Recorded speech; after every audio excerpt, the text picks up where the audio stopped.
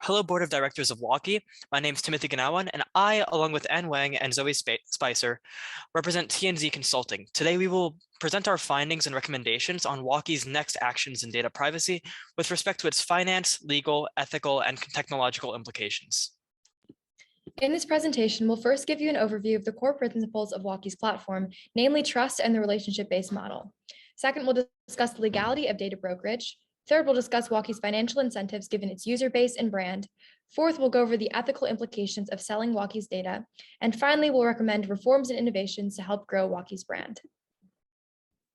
Dog walking is inherently a relationship-based business. Traditional dog walking business models rely on existing interpersonal relationships to facilitate transactions. Through the referral of friends, colleagues, or community members, dog walkers create trustworthy reputations to better market to dog owners. Through this inconvenient but necessary process, dog owners trust the dog walker to care for the dog. Walkie offers an alternate model in which Walkie is the matchmaker between the two parties. Dog owners reduce the time spent looking for a dog walker, while dog walkers do not have to rely on word-of-mouth marketing to get business. For both parties, access to a large pool of potential matches creates a strong incentive to participate on the Walkie platform. Now, the intrinsic nature of Walkie's platform means that Walkie must ensure the authenticity and quality of the matches on its platform to garner the trust of dog owners. However, this trust also extends to corporate practices, particularly in the aspect of data privacy. Therefore, we urge Walkie to carefully consider pursuing relationships with Megadata Incorporated and Market Pros that pose data privacy risks. These partnerships, although immediately financially beneficial, may reduce users' trust in Walkie's platform and therefore threaten Walkie's long-term business interests. To ensure Walkie continues to operate unimpeded and can survive without formal legal counsel, we must first examine the legal framework that it must abide to. So far, the United States has no significant applicable federal laws on consumer data privacy.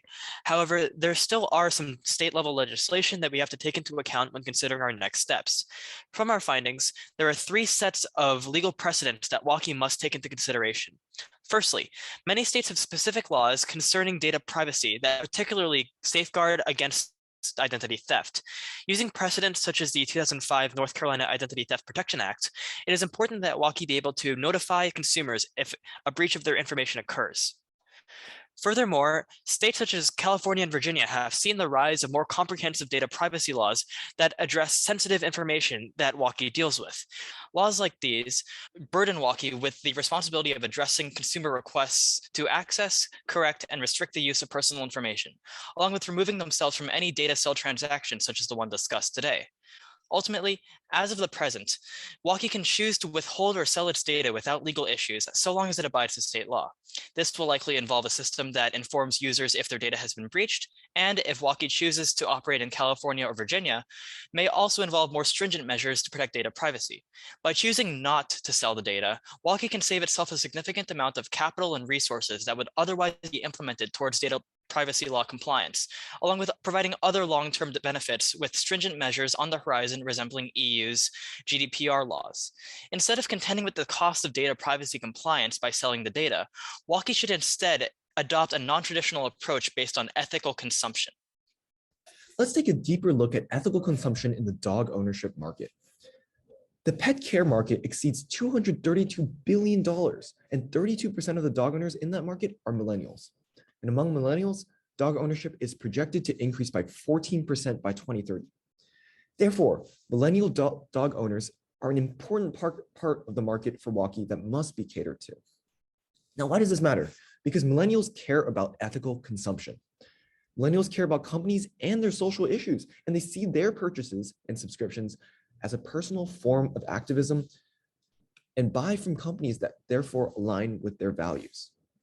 A report from the Shelton Group found that when millennials trust a brand's social practices, 90% would buy from that brand and 95% would recommend their products to others. Additionally, millennials have low brand loyalty, often utilizing the wide access of the internet to find better deals, and will often drop brands that they dislike. 81% of millennials will seek information about a company's environmental or social practices at least occasionally. Millennials also rely highly on word of mouth. A 2016 report from Constellation Research outlines that 70% of millennials would recommend their favorite brands to their family and friends, and 47% would write about good online experiences, and 40% have criticized a brand on a social network. As a company heavily reliant on subscription-based revenue streams, Walkie must ensure high user growth and retention to succeed in its growth as a startup. Therefore, Walkie must continue to pay attention to its ethics and ethical branding in order to ensure its long-term survival. There are a few key stakeholders in Walkie's decision. The first, obviously, is Walkie. Given that 97% of customers across industries believe that data privacy is important, if Walkie sold its data, this could result in data breach, leading to loss of users. And even if there wasn't a data breach, many users may feel their data is unsafe with Walkie. So why hasn't this happened to other companies like Facebook after Cambridge Analytica, for example? Facebook is an enormous company that has cornered the market. Walkie, on the other hand, is a small startup, so users can easily turn to other companies if they find problems. The second stakeholder in this group is dog owners and dog walkers. Failing to protect data violates users' trust in two ways. The first is diminishing human dignity. People are more than information to be bought and sold, and Walkie doesn't treat them as such when it uses its relationship with users for purely financial gain. Implicit in the exchange of data and services between users and Walkie is that both parties will not abuse the information the other party has given them. The second risk is subjecting users risk intimidation or financial harm. Data could be used for surveillance, targeting for hate crimes, fraud, identity theft, and more problems, leading to physical and psychological harm. Once Walkie sells its data to other companies, it has no control over that data, meaning it could be sold to other entities and not be protected with encryption. The third stakeholder is Megadata Incorporated and Market Pros. In these companies, there is only a financial opportunity cost of a lucrative business deal with Walkie, which is only a drop in the bucket compared to their current earnings. But for Walkie and users, the consequences are comparatively more severe. The final stakeholder is other dog walking companies. Walkie would set the precedent that selling user data is not required for successful businesses, incentivizing other dog walking companies to not sell their user data to access Walkie's niche and avoid negative PR from Walkie's advertising, as we'll explain later. Even if other companies shift to Walkie's ethical data model, it will be too late for them to take Walkie's users who will already have formed relationships with their dog walking or owning counterparts that they won't want to give up. So the main question is, should Walkie sell its data? The first option is to sell the data, and we do not recommend this because in addition to the harms to users discussed earlier, Walkie would take a financial hit due to reputational effects of working with Megadata and Market Pros due to their scandals. Option 2 is to anonymize and sell the data, also not recommended. First, this is financially limiting. These companies cannot conduct analytics as effectively with aggregated data. And second, they could cross-reference data with other data sets to disaggregate it, leading to the same problems as selling the raw data. Option 3, which we propose, is to avoid these problems by not selling the data, and also this enables ethical rebranding. In addition, we propose a few supplemental changes and technological innovations. The first is stronger data protections. First, Walkie should hide users' exact residential information and instead collect imprecise residential data to connect dog walkers and owners within a 2-mile radius and delete the geographical location after the dog walking route has been completed. Second, Walkie should stop collecting race and ethnicity data altogether. Having this data doesn't benefit Walkie in any major way, so it should remain private. Third, Walkie should stop collecting contact information and enable users to communicate through the app in a similar format as Uber. Fourth, Walkie should use data masking and pseudonymization to reduce risk in case of a data breach. The second recommendation is ethical rebranding. To enhance this effort, Walkie should conduct background checks, including targeted advertising against other companies for being ethical if they take deals to sell their data. Walkie should work on marketing to parents of dog walkers who tend to be very young and emphasize the dangers of other companies.